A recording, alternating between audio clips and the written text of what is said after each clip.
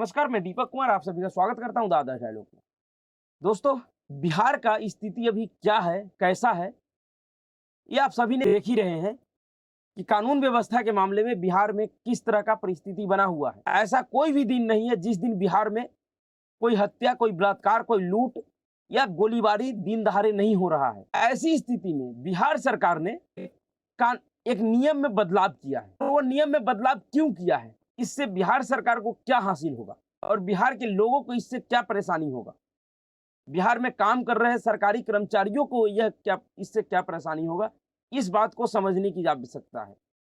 दरअसल एक नियम में संशोधन किया गया है। वो नियम पहले समझ लेते हैं कि संशोधन क्या हुआ है।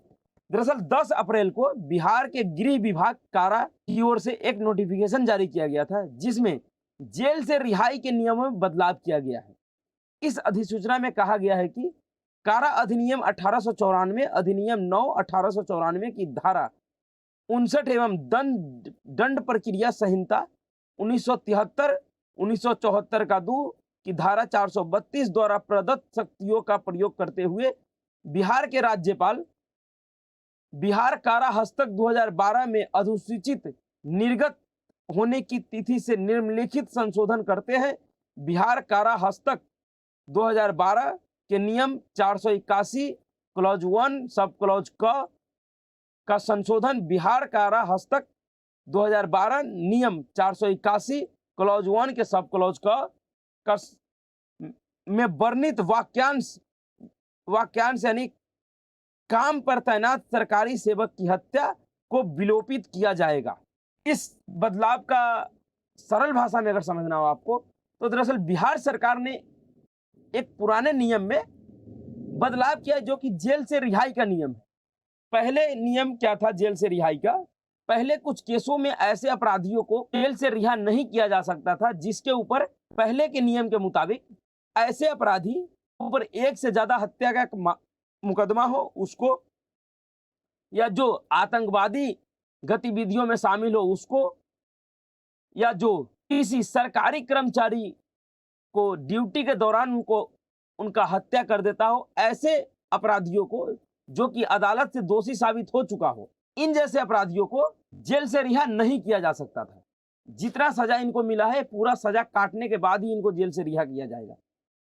उसी नियम में बिहार सरकार ने बदलाव किया है और अब इस नए बदलाव में उनको रिहा नहीं किया जा सकता था। और क्यों नहीं किया जा सकता था? क्योंकि पहले किसी भी ऑन ड्यूटी सरकारी कर्मचारी के ऊपर आप अगर हमला करते हैं और उस हमले में अगर उसकी मृत्यु हो जाती है तो वह एक गंभीर अपराध में माना जाता था कि यह एक गंभीर अपराध है कि आप किसी सरकारी कर्मचारी के ऊपर हमला करते हैं और उसकी मृत्यु हो जाता है, यानी कि आप किसी सरकारी कर्मचारी का हत्या कर दिए, जिसका केस किसी सामान्य व्यक्ति के केस से अलग होता था। उससे उसको अधिक गंभीरता से लिया जाता था, गंभीर अपराध माना जाता था। इसलिए ऐसे अपराधियों को रिहा नहीं कर पाती थी सरकार अपने मन के मर्जी के हिसाब से। पर जिस नियम को होने से एक तरह से सरकारी कर्मचारियों को एक प्रोटेक्शन भी मिला हुआ था कि कोई भी अपराधी या कोई व्यक्ति या कोई भीड़ समूह सरकारी कर्मचारी पे हमला करने से डरते थे, पीछे हटते थे कि भाई ये सरकारी कर्मचारी है। आप भी गांव में सुनते होइएगा कि अरे भाई ये तो सरकारी अफसर है, इससे अगर लड़ाई झगड़ा करोगे, अगर इसके साथ कुछ करोगे तो आप जेल जा सकते हो। बैंकों में आप जाते हैं ना, बैंकों में लिखा होता है कि बैंक के किसी भी कर्मचारी के साथ दुर्व्यवहार करने पे आपको आईपीसी की धारा जो भी है इसके तहत सजा हो सकती है। उसी तरीके से सरकारी कर्मचारियों को एक तरह से इस नियम से एक प्रोटेक्शन मिला हुआ था कि कोई व्यक्ति सरकारी कर्मचारी पे हमला करने से पहले डरते थे।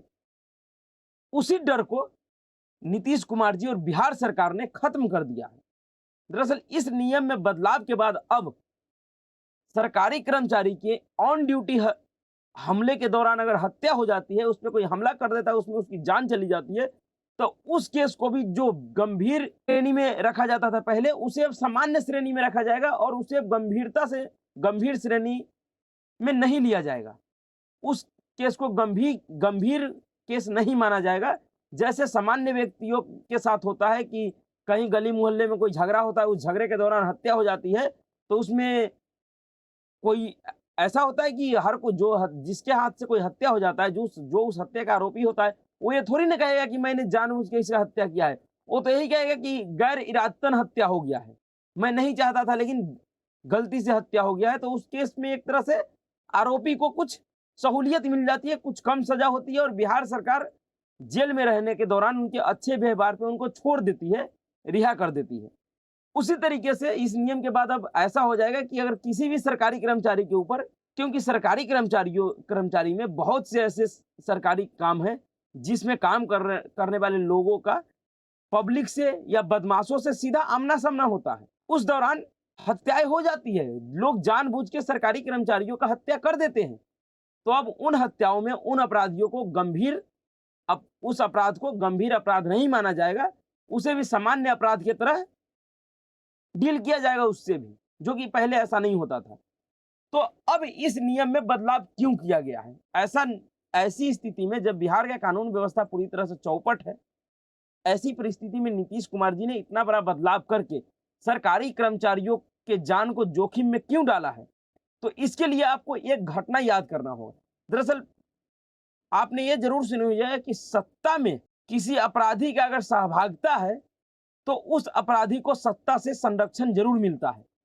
क्योंकि कोई भी अपराधी, कोई भी व्यक्ति, कोई बड़ा अपराधी जब तक नहीं बन पाएगा, जब तक उसे सत्ता से संरक्षण नहीं मिलेगा।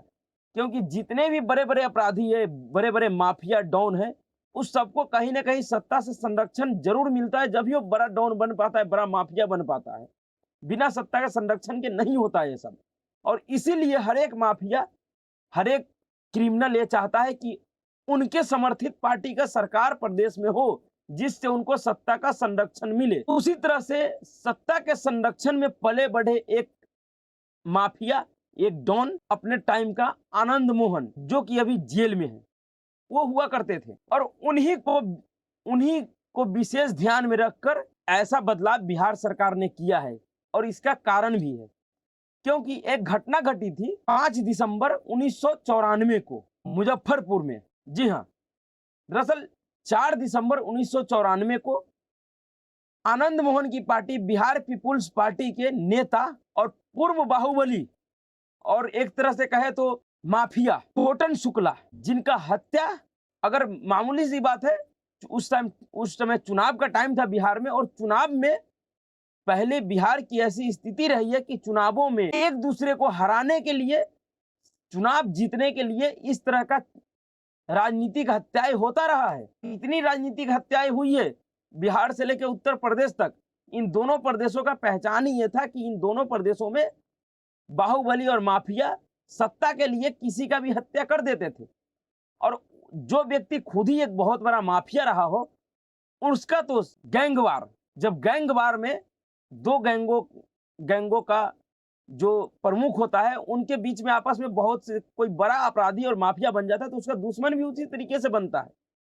और उसी की वजह से 4 दिसंबर 1994 को छोटन शुक्ला का हत्या हो गया था। वो जब चुनावी सभा से लौट रहे थे, तो उनकी गाड़ी को रोककर उनके साथ-साथ उनके 4 साथियों को भी गोलियों से भून दिया गया था, जिसके केस का सुराग 30-35 सालों तक बिहार सरकार को नहीं मिला। उनके हत्यारे को बिहार सरकार और बिहार प्रशासन नहीं खोज पाई। उस छोटन शुक्ला के हत्या के बाद, क्योंकि वो उस समय बिहार पीपुल्स पार्टी, जो आनंद मोहन की पार्टी हुआ करती थी, उसका वो नेता हुआ करते थे, उसकी हत्या हो गई थी। उसी हत्या के विरोध में उनके समर्थक 5 दिसंबर 1994 को मुजफ्फरपुर में उनके शव को लेकर सड़क पे प्रदर्शन कर रहे थे। उसी समय गोपालगंज के तत्कालीन डीएम जी कृष्णैया, जो एक मीटिंग करके मुजफ्फरपुर से हाजीपुर के रास्ते गोपालगंज लौट रहे थे, जहां के वो डीएम थे, वहां लौट रहे थे। उसी दौरान जी कृष्णैया पे मुजफ्फरपुर ने भीड़ ने हमला कर दिया और उस भीड़ के दौरान ही उस डीएम को उसी भीड़ में कोई अपराधी गोली मार दिया, जिससे उनकी मौत हो गई। उस मौत के जिम्मेवार उस भीड़ को लीड कर रहे और बिहार पीपुल्स पार्टी के नेता आनंद मोहन पे लगे, जिसमें उनको निचली अदालत से लेकर और देश के सुप्रीम कोर्ट तक सजा सुनाया। निचली अदालत ने उनको फांसी की सजा सुनाई थी, जिसके फांसी को सजा को हाई कोर्ट ने उम्र कैद में बदल दिया, जिस सजा को इन्होंने सुप्रीम कोर्ट में भी चुनौती दी, पर 2012 में सुप्रीम कोर्ट ने भी हाई कोर्ट की सजा को बरकरार रखा। उसी केस में 2007 से लगातार सहरसा के जेल में बंद हैं पूर्व बाहुबली नेता और सांसद आनंद मोहन। उसी आनंद मोहन को बचाने के लिए, उनको जेल से बाहर लाने के लिए, दरअसल जो नियम थे, नियम के हिसाब से इन्होंने इनके ऊपर एक सरकारी आईएएस ऑफिसर का हत्या का आरोप था, जिसके वजह से ये जेल से बाहर नहीं आ सकते थे।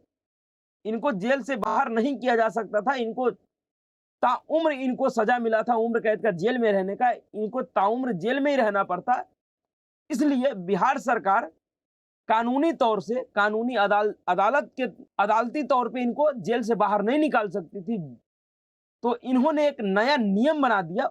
इस एक व्यक्ति को बचाने के लिए बिहार सरकार ने उस पूरे नियम को ही बदल दिया, जिस नियम के बदलने से अब बिहार में सरकारी कर्मचारियों के लिए एक भय का माहौल फिर से तैयार हो सकता है। और अब इस नियम के बदलने से आनंद मोहन को ये लोग बाहर निकाल पाएंगे। तो किस तरह से एक अपराधी के लिए पूरी सत्ता काम करती है, पूरा सरकार काम करती है, उसका उदाहरण बिहार सरकार ने आज दिया। और खास करके वह व्यक्ति जो सुशासन का चोला ओढ़कर बिहार में राज कर रहे हैं पिछले लंबे समय से, अब उनका चोला धीरे धीरे उतरने लगा है। अब यह स्पष्ट होने लगा है कि किस तरह से सुशासन बाबू अपने फायदे के लिए इतने घिनौने काम कर रहे हैं। ऐसे ऐसे नियम बना रहे हैं, ऐसे ऐसे नियम लागू कर रहे हैं, जिससे बिहार के आम नागरिकों के साथ साथ सरकारी कर्मचारियों परेशान कर सकती है।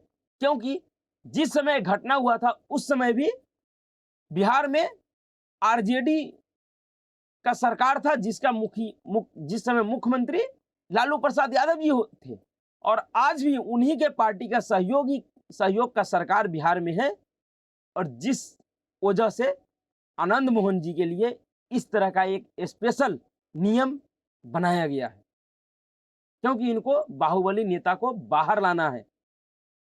क्योंकि ये सब अब समझ चुके हैं कि जिस तरह से राजनीति में बदलाव हुआ है, उस बदलाव के दौर में हमारा अस्तित्व बचा रहे यह संभव नहीं है। इनका राजनीतिक अस्तित्व खतरे में पड़ गया है।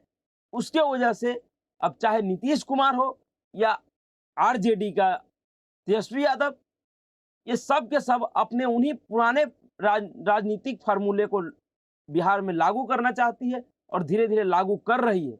जिस तरह से कानून व्यवस्था बिहार का है, यह बिल्कुल नहीं कहा जा सकता कि यह जंगल राज वाली स्थिति है। जिस जंगल राज के डर से बिहार में 17-18 साल तक राज किया नीतीश कुमार ने, आज फिर से बिहार को उसी जंगल राज में धकेल दिया है। आज का बिहार फिर से उसी जंगल राज की तरफ बढ़ चुका है। और ऐसी स्थिति में इस तरह का नियम में बदलाव करना, यह सच में बिहार के लिए अच्छा नहीं है। इसीलिए कहते हैं कि अपराधी किस्म के लोग ही क्यों सत्ता में अपनी पहुंच बनाने के लिए ज्यादा उतावलेपन में रहते हैं। उनको यही फायदा मिलता है, यही संरक्षण मिलता है सत्ता में रहने से। तो अभी के लिए इतना ही। अगर आपको वीडियो अच्छा लगा तो वीडियो को लाइक कीजिए, शेयर कीजिए और चैनल को सब्सक्राइब कीजिए। नमस्कार।